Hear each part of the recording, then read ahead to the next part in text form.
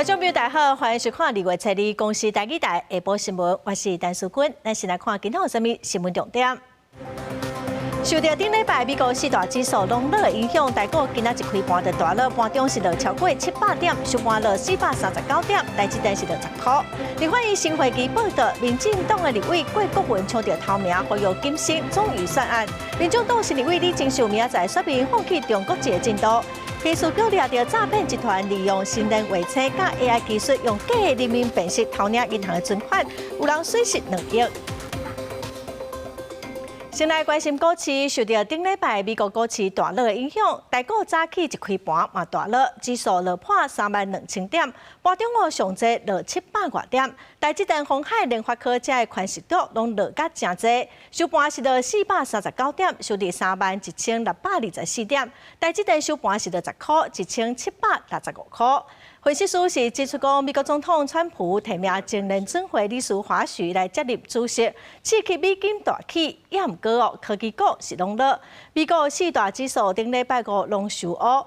今仔盘中台积电上济落30块，落到1745块。今仔包括机器体、面板，佮有 AI 等电子股嘛拢落，金融、团产嘛落，所以指数上济落700多点，也毋过收盘是落439点。今仔新台币换美金嘛落1角外。来关心顶日台南市安南区有一间补习班有一个11岁囡仔爱一个6岁囡仔吞一粒3公分长的吸体，用电工做这粒吸体搁伫伊的体内。家长是真不满补习班无主动来处理，佮讲补习班佮讲监视器歹去咯，无法度来提供画面。教育局去稽查，嘛发现讲这间补习班有真侪所在拢违规，会依法来处罚。对电工的画面通看到有一条长长的物件，这是一个3公分的气体，竟然会伫一个6岁查甫囡仔身体内底，互医生检查到。家长表示，这阵气体也搁伫囡仔的身躯内。家长讲，这代志发生的原因，就是台南安南区一间补习班1月27下晡，那像是发生学生甲学生去冤家，一个11岁囡仔逼6岁吞气体落去，互家长甲社会拢真注意。睡到一半都会突然起来，起来说。我磁铁会不会一直卡在肚子里面？我们就是跟他说会排出来，但是他还是会很害怕。体班的负责人也都没有出来慰问过我们。最主要的就只是想要一个公道而已。这件代志补习班并无主动通报，是家长1月29日敢若透过简讯通知学校导师。老师认为这有过量，遂通报校方。校方嘛伫规定内完成校案甲社情通报。毋过就机关这件代志拖几啊天，相关单位拢无紧甲家长斗相共。嘛讲社会局甲教育局爱认真保护囡仔，毋通出代志就安尼小下体。难道你们都不能交叉保护孩童吗？你现在告诉我，你有跟社会局讲吗？教育局讲，教育局局长我明显看他摇头。那教育局28号就已经通报了，你们在做什么？安亲班的业务，这个违反规定。第二个呢，聘用呢就是没有登录的教职员名单，这个违反第2件。第3个事件发生在27号，那么有学生呢伤害的事件，可是没有第一时间呢24小时内通报，违反儿少相关的规定。教育局回应1月30日无派人去稽查，发现这个补习班违法兼办课后照顾班，兼这老师无照规定登录伫教职人员名册内底，后续拢会防处罚。另外，针对补习班无伫24点钟内主动通报学生受到伤害，教育局嘛请社会局依技巧还罚款。这阵嘛要求业者1礼拜内提出说明兼改善，若无改善，上严重可能会互人停止招生，甚至收起来。记者邱台南采访报道。再来看刑事局抓到一个姓林的查甫人甲中国的诈骗集团合作，利用马斯克的新人假轨道的画册来提供网络服务，取得被害人的相片甲个资，佮利用 AI 技术利用人面的辨识来诈领存款。有55个中国籍被害人，金额大约是哄骗大约2亿。这4个嫌犯嘛，拢已经互检方以诈欺定罪来起诉。警察来到台中北屯这间公寓，立即甲嫌犯压制。控制他，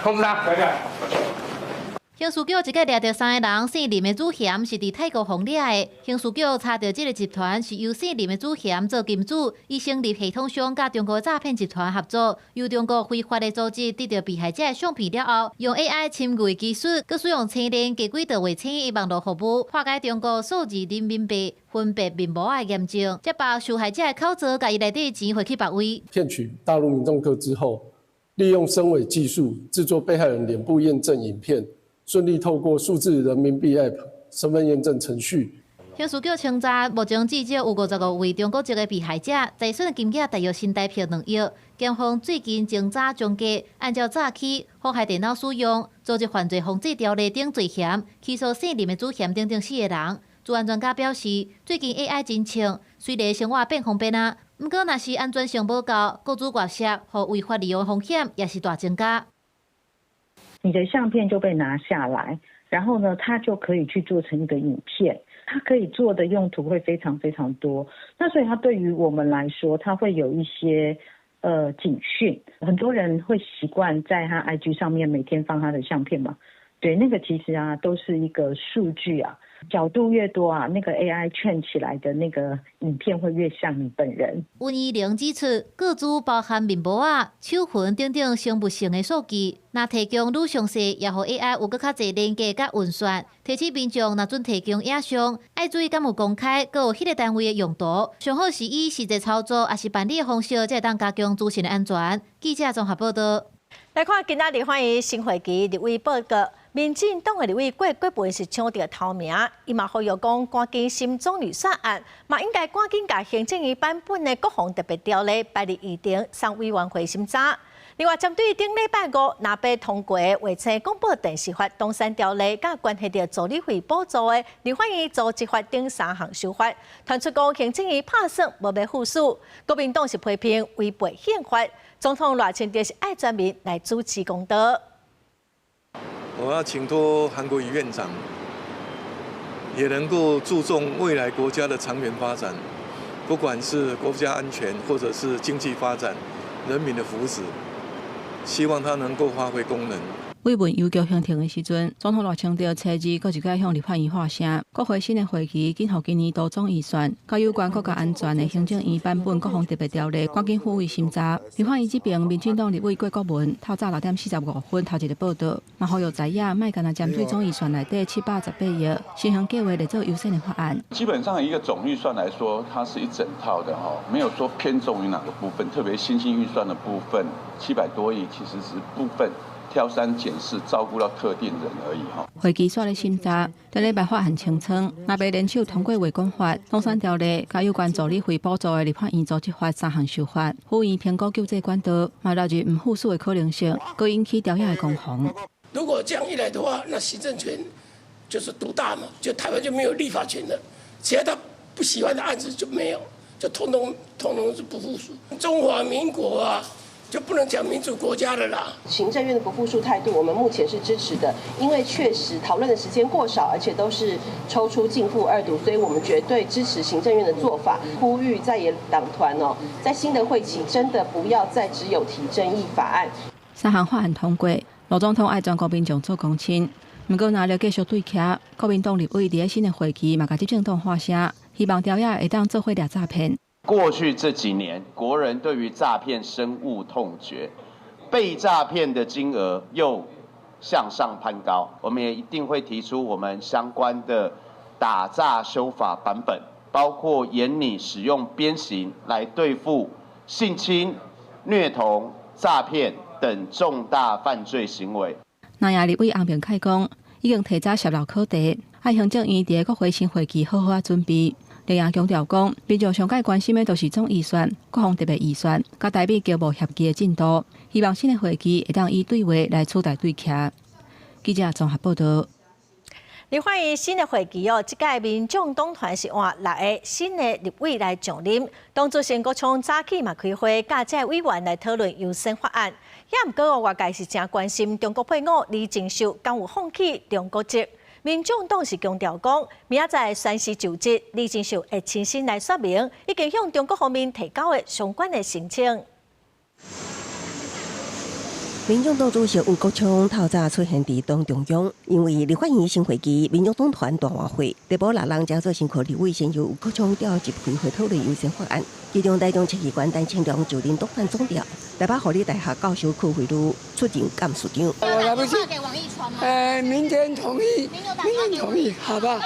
好，都是好朋友。好，也希望不管是蓝的或者是绿的，也能够抱持这样的心情，就是开启开放的一个态度，而且在态度上也应该是理性温和，不要使用一些攻击性的言语。中选会也颁发予6人当选证书，上引人关注的是头一位有6批身份立委李정秀，伊选择无伫媒体镜头前出现，前一日后问到还未放弃中国国籍，态度也真低调。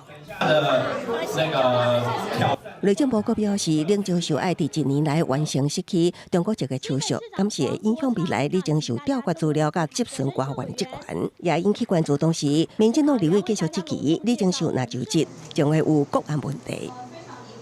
30秒就可以搜寻列印出来的退出中华人民共和国的国籍申请表。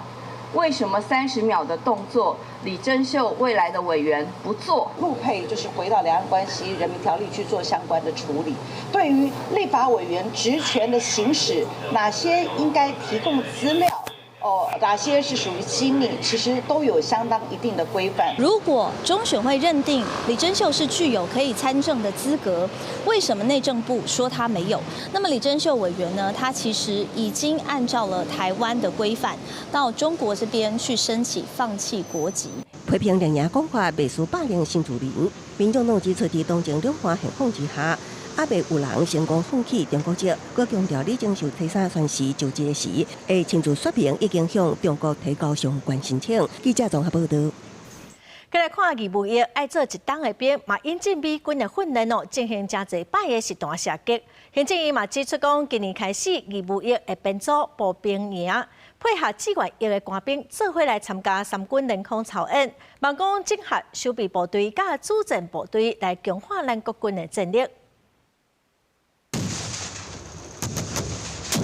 国城红准火箭弹精准拍到目标区，越南透过实弹射击展现训练成果。今年期义务役经过真侪项改制，行政院上新事情报告显示，今年期义务役为今年开始编组步兵营，配合志愿役为主的练兵旅，整份3军联合火力实弹测考，各叫做联用操演。后备战力的纵深，不仅是有200万左右的后备兵力，更重要的是这200万的后备兵力是经过妥善训练，并且熟悉新式装备、新式战术，以及与志愿役组成的主战部队有合作经验、合作默契的啊。刘伟认为，这是义务役组成的守备部队甲志愿役组成的作战部队，进入战略整合的新目标。义务役步兵营的电响，爱接受更加高强度的实战化训练，或者分析国军新型台海冲突，防卫无前后之分，国军作战到达走向攻守一体。对于解放军来说，他也会去优先会去打击这些主战部队，所以作为一个我们现在防卫来讲的话，已经不能用过去传统的防卫的方式，说守备旅往前推，然后这个主战部队往后收缩。最后再去进行一个反击。现在的话，可能就是我们所谓的攻守一体。在这种距离5.5海里，有船只闯入。中共是照一边国家中国海警法14个年，成为将前期海峡内海化。中国官媒《环球时报》报道，中国海警第1摆公开伫钓鱼台集团会面，虽然敢若短规表，暗过中国海警船技术伫咱12海里领海范围，甲钓鱼台抗做伙也引起关心。反在中共恐吓，各自畅水南海军号负责水下作战当中，已经完成2摆畅水。抗会秘书长吴钊燮公开海军号咧畅水的相片，形容咱维系的能力搁行出重要一步。记者综合报道。再来看国民党的副主席萧玉银，今仔带团去中国参加两岸交流论坛。这座敢会甲国台办的主任宋德，甚至卢关战级的中国官员见面。国民党是表示讲尊重对方的安排。有台独团体嘛去机场抗议，民进党的立委嘛批评讲，这款交流恐惊会真做是中国统战的工具。自古论坛，真国共密谋。多派团体政府不愿意标语伫咧同机场抗议，国民党副主席萧孝琴加国政基金会副董事长李鸿源随日带团去中国参加帝国交流论坛。萧孝琴讲，这在重点是专业领袖，并且做两岸和平缔造者。团员第一个大部分都不是国民党党籍。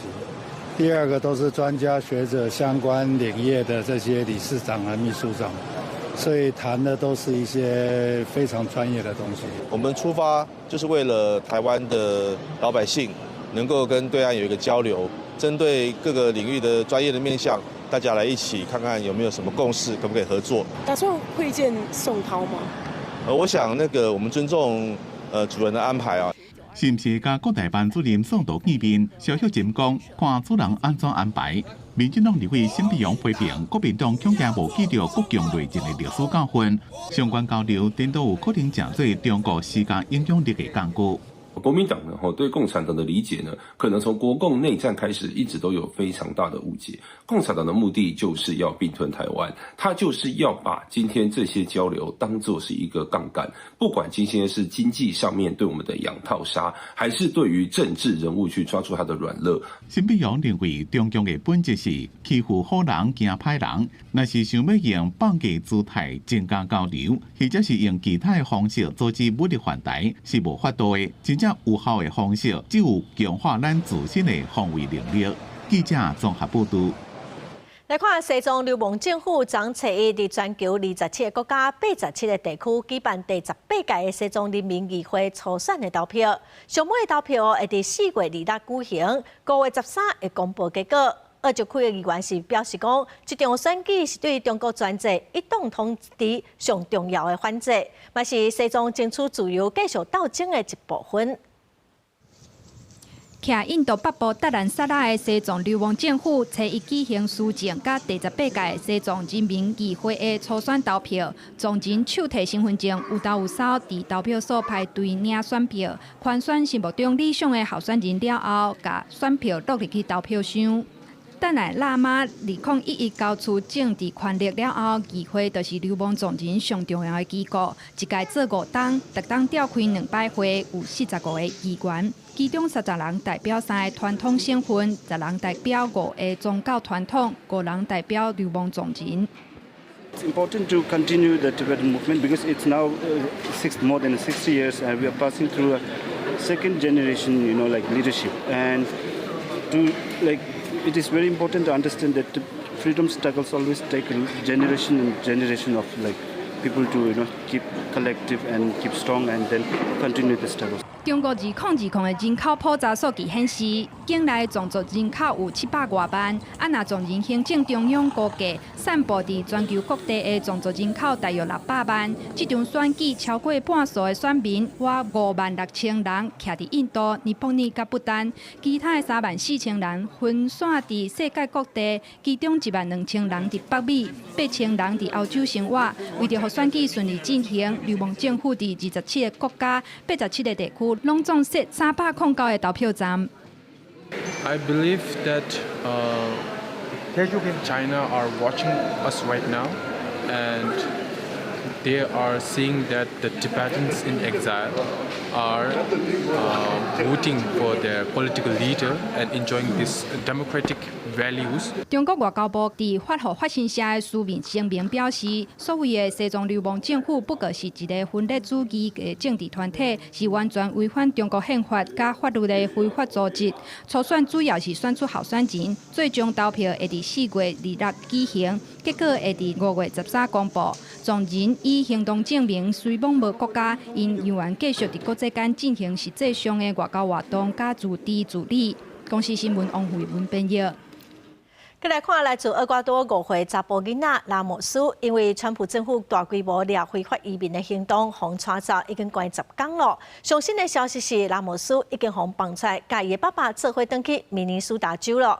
官员嘛表示讲，拉莫斯的爸爸非法入境，也毋过，因的律师是强调讲，因有申请个等待审理，照理来讲是会当点伫美国。5岁拉别斯拍伫阿爸的肩胛头，总算要返去厝啊！这对为厄瓜多来的爸仔囝伫法官下令了后得到释放，坐回轮机返去明尼苏达州，下令释放南洞的联邦地区法官比利伫判决书指出，本案因为政府每日遣送配件无表无周至，而且执行无好势，甚至无顾虑囡仔来造成创伤。民主党众议院发言人苏尼德证实2人已经返去到厝。5-year-olds understand now, and this is gonna be a trauma for Liam. 国土安全部发言人梅勒夫林声明当中指出，移民甲海关执法局 ICE 并无针对阿廖拉别斯，是阿爸黄掠了后，拉别斯的阿母唔愿带囡仔走。阿爸甲官员讲，希望拉别斯含伊做伙。厝边甲学校表示，联邦移民官利用这名下令前的囡仔做例，互伊敲门，拐阿母开门。国土安全部驳回这完全是白插话，而且讲是阿爸甲车等来逃走，将拉别斯留伫无禁火的车顶。ICE is still here this morning in Columbia Heights. They don't care. It's really hard to really celebrate for one family. 为这对爸仔囝的民主党籍联邦政议员卡斯楚顶礼拜探视拘留中心的时，听阿爸形容拉别斯艰苦无助。拉别斯甲阿爸是伫20传播政府伫明尼苏达州明尼阿波利斯发动大规模移民都市行动当中，互人拘留。当时拉别斯拄对幼儿园返去厝，爸仔囝后来互人送往德州的一位拘留中心待10天。川普政府表示，拉别斯2024年12月为厄瓜多非法入境美国，甲叙律师表示，有庇护申请文件，而且等待审理，会当互伊留伫美国。公司新闻黄文玲编译。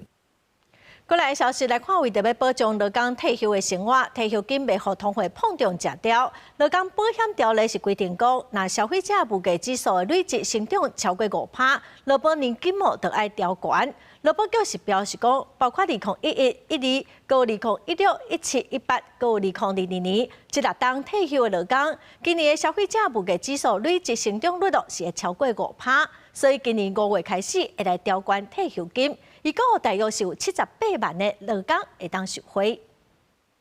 过年要到啊，才发现果子、干贝拢起价，尤其是干贝起2成，钱愈来愈薄。为着要保障劳工的退休生活，避免退休金去互通膨食掉，劳保年金有设物价调整机制。根据劳工保险条例规定，消费者物价指数累计成长超过5%的时，就要调悬劳保年金。依照劳保条例的规定，劳保年金自请领年度起就会计算消费者物价指数的累积成长率，然后当它的累积成长率达到5%的时候，就会依该成长率调整年金给付金额。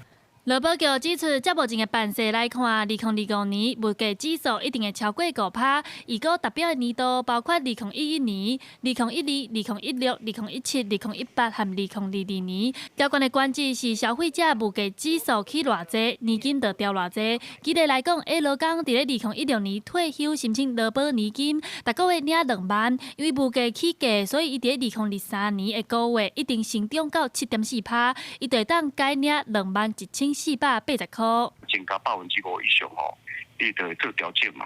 这是一个好的机制啦。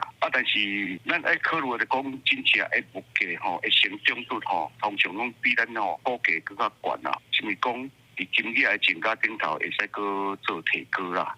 劳团认为，消费者物价指数是用食、穿、住、交通等7项来平均计算，生活开销拢咧起，民众实际感受到的通膨是会比物价指数的数字更较悬，尤其是伫咧食的钱上济。劳工团体也希望劳保局会当提悬食食的计算比重，较符合实际的状况。记者台选林旭凯台北报道。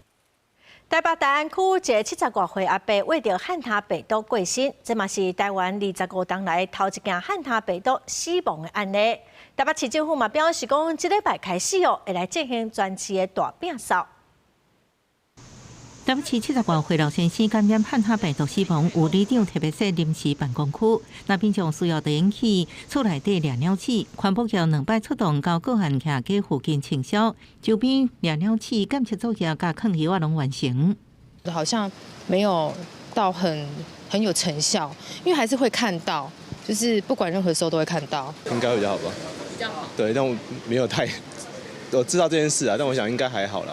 1978年开始，南北实施全国白手酒政策，由各乡镇市公所发白气动力予每一户。不过，后续因为鸟鼠用药啊，间接食物链影响禽鸟。2015年迄时阵，农委会决定取消统一防治期，回归地方自治。各里办公室也拢准备鸟鼠药啊。台北市环保局指出，因应汉他病毒死亡个案，这礼拜开始会个会同卫生局区公所进行专区环境整理，来做一个比较强力的一个环境整顿哦，民众同步来进行一个家户的一个内外的一个清洁的一个作业。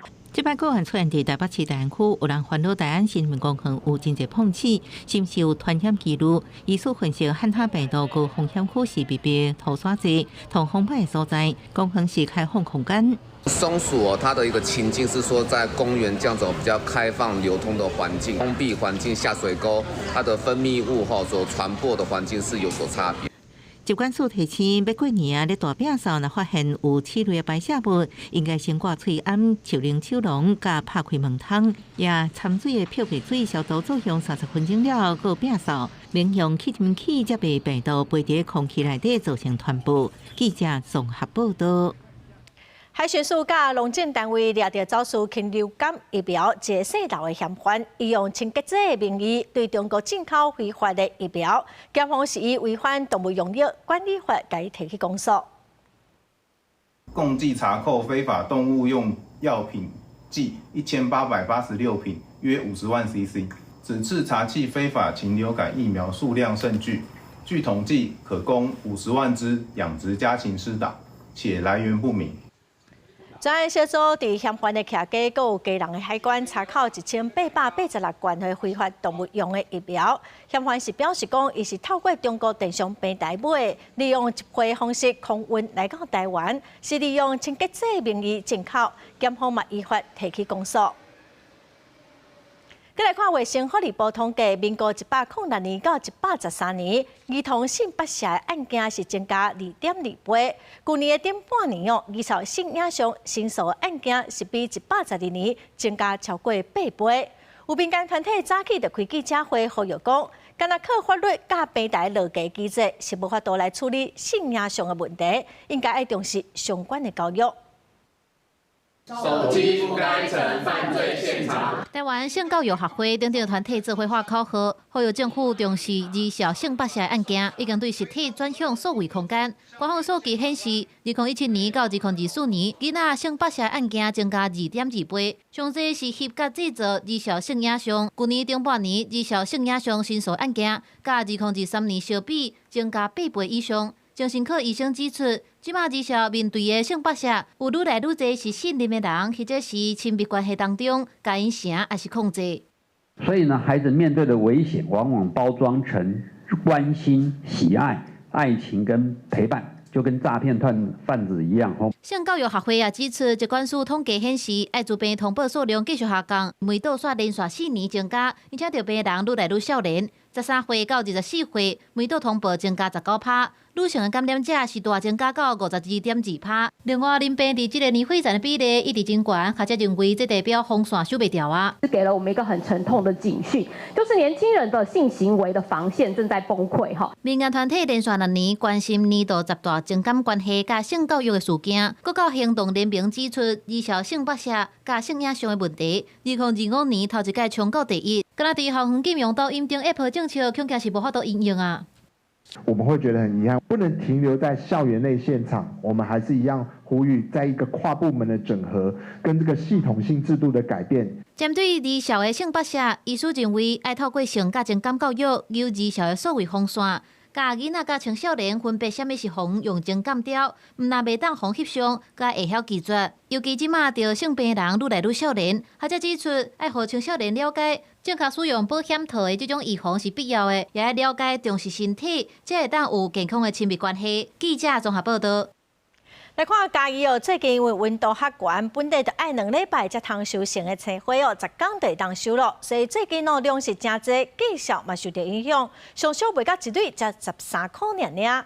农民嘛讲青花产季会当到清明节进前，也毋过这段时间是上油上好食。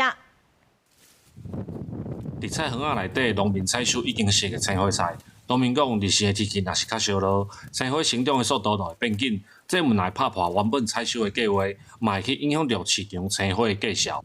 我本来应该是后礼拜，结果这阵仔拢烧热，中昼烧热，暗时较冷尔，不过伊冷袂偌冷，所以速度足紧的。你若烧热，结果你今仔日剁30箱，我也剁30箱，伊也剁30箱，当然计数就会较俗啊。你若冷落来，你剩剁10箱，我也剁10箱，计数当然就会较好啊。嘉义县是台湾种生火的主要产区之一。根据嘉义县政府农业处统计，今年种植的面积计共买255公顷，目前生火产品的计销一律13块，若是交予bán商是1公斤40块。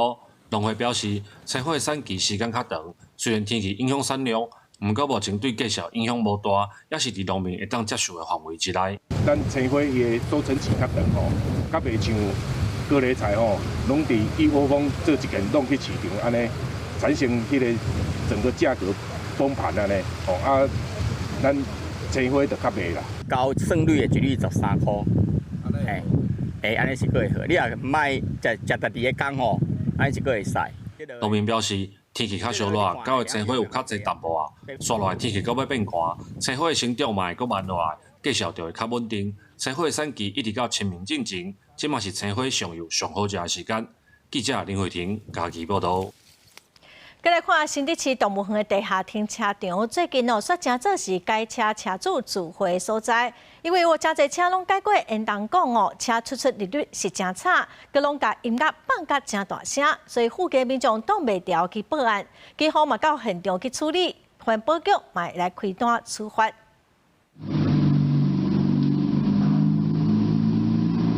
3更半暝，停车场内底竟然全拢车，改装过沿东港，佮发出轰隆隆的声音，有诶甚至佮挑工甲音乐放真大声。地点就伫咧新竹市动物园的地下停车场。拜六暗有车友遮办活动，半暝11点外，附近的民众咧怨讲车发出的侧现声实在有够差。现在是停车场，不是给你那个喧哗，给你那个玩音响的地方啊，因为那是公共场合啊，对不对？那人家停车啊，对，对不对？对，应该会影响到。警方接到通报了，派人到现场把人赶走，过程中甚至有人唔愿配合。后来警方现场加请警告，再配合检查，刷去白针对违反改装车辆规定，交环保局进行裁罚。警方到场后，开启警报器及广播器，命令解散，并针对现场聚集车辆予以盘查超登资料，当场告诫物有妨碍安宁行为。后续有关车辆改装排气管及噪音违规部分，将函请监理及环保机关裁处。有关噪音车辆违规的处罚是依据噪音管制法规定，机动车辆行驶噪音时超过法定标准者，将处理新台币3600元以上至36000元以下罚款。环保局指出，按照规定，除了按处所处罚以外，相当计有吊扣牌照，请民众遵守相关规定，共同维护生活环境。记者杜君和新竹报道。旧的高雄车头是1941年起的，当初车头的附近原住民的部落名听起来亲像台语的台仔鱼，所以伫1960年的左右，车头就设一个红色的台仔雕塑来做纪念，嘛是这个车头的地标。因为铁路地下化，这个雕塑嘛先散走，最近车头特别完工咯，这个雕塑嘛特别修复好势咯，按算农历过年之前就完工。工程人员摕伫咧涂骹摕训练大队喷水池豆啊施压价。高雄火车头这尾红台仔雕塑，101年配合铁基路地下化工程，互刷去北规坑。随着工程完工，高雄旧火车头也刷转来原地。进前道民众一直在问，迄尾红台仔当时要转来。文化局讲，因伫旧年接受台铁的委托，开始做这个喷水池工程，即阵已经进入收尾阶段。看到红台仔总算转来，工程主任讲，这真正是老高雄人的记忆。做做高雄人吼。成长，包括讲咱当兵，在这边集合，那好多路人都上了80、90岁了，这是在来到这里跟我们聊天，讲起他们满满的回忆。文化局表示，红台仔雕塑是1960年为着纪念在地大港补做的，因为年久过深，口风拍热有受损，这摆佫家己刷回来，嘛有特别请传统艺师来做修复。同时，请设计师对喷水池做整体规划。安顺区的过年前完工，陪伴大家迎接新年。古迹就是安尼啊，爱照顾的，你做新的出来就无成去啊。现在有做一些修补及补色。瓷体也维持了磨石子的表面，也会恢复到原来的喷水池功能，加上夜间照明，相信后续会成为高雄车站的新地标。除了红台仔转来甲旧火车头徛做伙，高雄火车头附近的道路最近嘛有新面貌。交通局表示，原地站西路甲站东路为着要让赛车骑车的人好找路作为彩色路面，考虑到即摆大家对遐路草拢惯势啊，而且彩色路面的材质特殊有维护，所以做一摆总扣掉，改布点仔卡，也请民众经过爱注意安全。记者郭家祖、张高雄场报道。来看华人的太平洋公园哦，最近有少年啊骑微型的电动两轮车，佮把车放伫七头米仔顶头在耍哦，这实在是耍了伤过头咯。县政府嘛表示讲会来处罚，卖来加强巡逻。一定穿乌衫的青少年，加微型电动车后轮骑去你底座顶面，利用后轮带动规个底座玲珑洗，洗甲真紧，个人算甲规个摔碎。敢不敢？我来，好，你来。你要卡住它，对，然后你的左脚卡在那边。不是，我是。转慢一点哦，转慢一点哦。好了。来到太平洋公园的囡仔游乐区，这个玲珑洗设施告示牌顶面有写使用规定甲年岁限制。虽然这个底座看起来无歹去，不过民众看到影片也是真生气。比较容易损坏了。我觉得这样子很糟蹋，就是公共建设，就是毕竟那是给小朋友玩的。官府建设处是表示，太平洋公园是禁止各种汽车、机车入去。这阵青少年骑微型电动车入去已经违反规定，乌白使用娱乐设施，这站也会追究。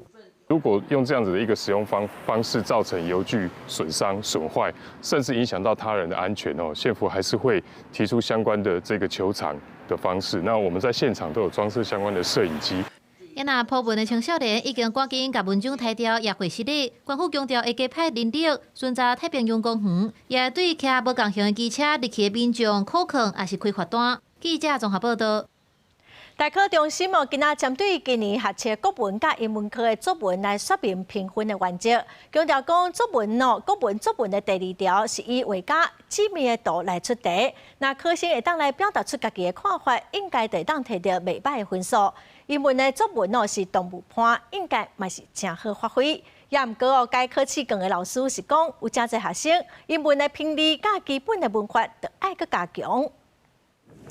这些学生伫1月中完成115年度的大学学科能力测验后，会关心各科的评分标准，尤其是国文甲英文有非选择题的作文，更加是引起关注。大考中心初二特别针对作文的评分标准进行说明，强调像国文作文的第2小题，以机密的度，思考人甲人之间的情感互动，讨论产生隔阂的原因，乃当换位思考，传达家己的回应，就会当得到好的评分。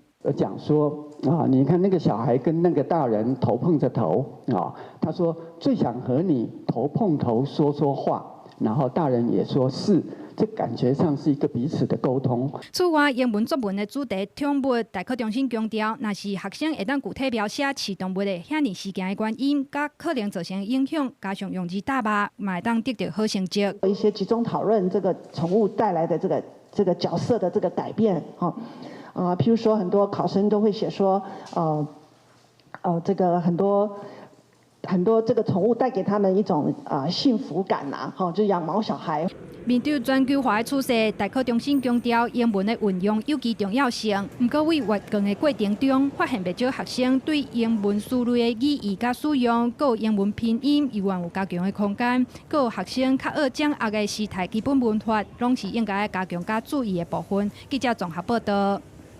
台北年会大家刚开始咯，今年禁止食薰的范围是对迪化街扩大到4边巷仔哦。要食薰，就要行到大稻埕码头5号水门，才有设食薰区。市政府嘛表示讲，若违规，上当是当罚到100块。昨头一日就已经开出2张罚单咯。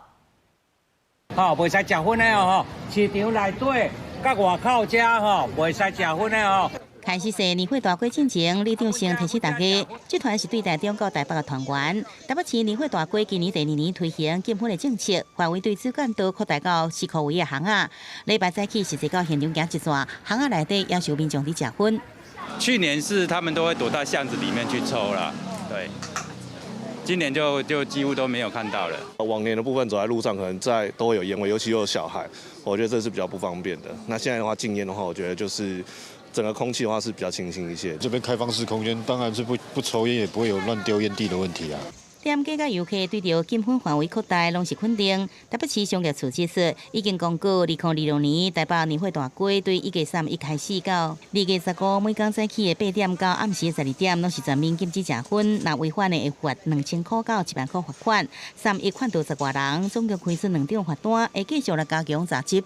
每天会有5个相关的局处呢，会共同执行一个稽查取缔的作业。每天，同时呢，至少会有2组稽查人员，一组大概有2个人呢，会进行现场的一个稽查。因应这扩大禁喷的区域，商业处伫大稻埕北头5号水门有设临时食薰的所在，有搭设透明的大布棚，并且有挂真明显的布条。不过，离年会大会要行15分。记者综合报道。来看加拿大海洋世界哦，伫2024年关门，园区内底有几啊只海翁、海猪都无人照顾，园方是准备要来实施安乐死。也毋过加拿大政府是宣布讲有条件来允准甲这的海翁、海猪送去美国。也毋过园方即卖是表示讲，若政府无要出钱，无要赶紧来批准出口的文件，伊嘛是拍算要来进行安乐死。北京伫水池中收来收去，看袂出前几日假的风影。不过，其实一直到加拿大渔业部长伫16发声明宣布有条件批准因出口至美国，这群北京才暂时逃过一劫，免防安乐死。Back when I became a whistleblower in 2012, I was forewarning that the infrastructure, the life support system was crumbling, and we're witnessing the nightmare that we had forewarned as whistleblowers. 早伫海洋世界2024年热天关门要出去进前，园中的鲸豚生存环境就真受批评。2019年到达已经有20只海翁来死亡。It's what's killing them. The water's killing them. The water and the failing system. 唔是干那环境歹尔，照顾能力嘛真欠。Because we were spread so thin, and that's why the tanks were never as clean as they could be, and that's why the whales, to me, did not get enough enrichment and the observations that we have to do every day. 更较害是海洋世界爆发债务危机，鲸豚连旧后的水池都袂大只。园方去年就想要甲30只北京、甲4只海猪卖互中国水族馆，互当局以违法拒绝。转移计划冻点落园危险，若无政府金援，也是1月30进前得到出口许可，敢若会当将北京安乐死，引起社会议论。If this was your mother or my sister or my aunt, we wouldn't be having a conversation about euthanasia and killing them. We'd be having a conversation about what can we do and how can we do it. 海洋世界前员工也讲，园方有钱，却唔愿照顾这个鲸豚。园方指出，接甲美国的4间水族馆联络接收的代志，其中3间已经坐访过落园，不过强调单移到也阁伤早，阁有进出口的程序要行。总共一句，鲸豚的这条救生路也阁有定定的关卡。公司新闻林义祖编译。全世界哦，上介意买金仔的国家，头名是中国，过来就是印度。金仔是愈起愈贵，印度却愈买愈多，去年阁创纪录。也毋过，印度的外汇有1/10拢用来买进口的金仔甲白金哦。反正讲印度的钱会愈来愈薄，所以政府拍算要扣较悬的关税来应用。来看全球上爱买金仔的民族，一个是华人，另外一个就是印度人。对因个人的喜庆节目，一直到较大的文化和宗教庆典，印度人拢会当找出理由，一定要买黄金。जब से मेरी शादी हुई जब से गोल्ड ही पहन रही हूँ मैं। अभी मैंने गोल्ड की चेन खरीदी है 3.5 तोले की। हाँ, अभी मैं रिंग लेने के लिए आई हूँ और गोल्ड खरीदना मुझे अच्छा लगता है। गोल्ड खरीदने में और गोल्ड लेने में आपको क्या फायदा नजर आता है, क्या बेनिफिट? नहीं, फायदा बेनिफिट कुछ नहीं है, मुझे पहनना अच्छा लगता है।去年开始，在美籍风险升悬、地缘政治紧张升温的这种气氛的带动之下，黄金是敢若抛物线起到有够强。最近阁是连续9个交易日，继续是一天比一天阁较悬。而到是冲起伫每盎司要5600美金的天价。印度的黄金和白银的消费在全球市场是第2名和第1名，而且是完全靠进口。去年黄金的进口量就比前一年增加1.6%，来到589亿美金的规模。白银的进口数量是大起44%，来到92亿美金，两个拢创历史新高。换算起来，去年1/10的外汇存底拢贡献予黄金、白银，这嘛引发贸易逆差和卢比落带来走心。暗算印度政府会提出高关税措施来应用。若是安尼，黄金伫印度市场的售价未来是一定会搁较悬。公司新闻王慧文编译。伫东京一年一届国际珠宝展哦，毋若卖黄金的店家人客真侪，嘛愈来愈侪人哦要买珠宝来争做资产来保值。也毋过哦，因为黄金的价销伫短短几个月来就起3-4成，所以有一寡专业的采购颠倒态度变价较保守。会场内底车车滚，一档一届的东京国际珠宝展伫东京大都会展览馆举行。因为全球经济无确定性增加，金价甲银价为年初以来一直起，互会场成做高价值资产的一扇地。真侪过去毋捌参与金市的民众，伫媒体关注甲避险心理的带动下，纷纷将珠宝当作资产管理的一部分。主办单位指出，今年黄金贵话的买气真热，反映民众对实体资产的强烈依赖。地金が高騰しているというところで、その意味でいうと資産価値が非常に高いものが集まっている展示会にもなってますので、特に地金をお扱いの業者様のところには多くの来場者さんが集まったりとか、資産運用だったりとか資産を守っていくっていう観点でも今まで以上に地金そしてジュエリーの存在感というのが増しているように感じます。业者观察发现，由于消费者普遍预期价销会一直起来，出现爱伫起价前先买的心理压力，互开业头一天的买卖创下佳绩。珠宝业界嘛明显感受到，伫股市甲房地产共步起的背景下，民众对实体黄金的兴趣明显增加，产业整体有兴起来的趋势。此外，下境电商甲直播炸货兴起，嘛改变传统的珠宝交易模式。My clients are more, they think a lot more now before they buy. Before, if it's less than $1,000, they just buy. Now, they have to think over and over and over again. It's not just like an instant sale, unlike before. 这场结合时尚甲理财的盛会，正做观察全球贵金属行情甲消费心理的最佳方向球。伫通货量上的压力下，这类有资产保值性的实体珠宝，未来会继续成全球投资人的目光。公司新闻郑伟仁编译。下半部天气，咱来看各县市详细资料。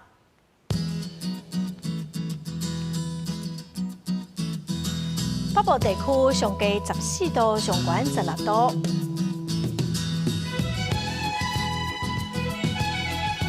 中部地区上低14度，上悬19度；南部地区上低17度，上悬25度；东部地区上低16度，上悬23度；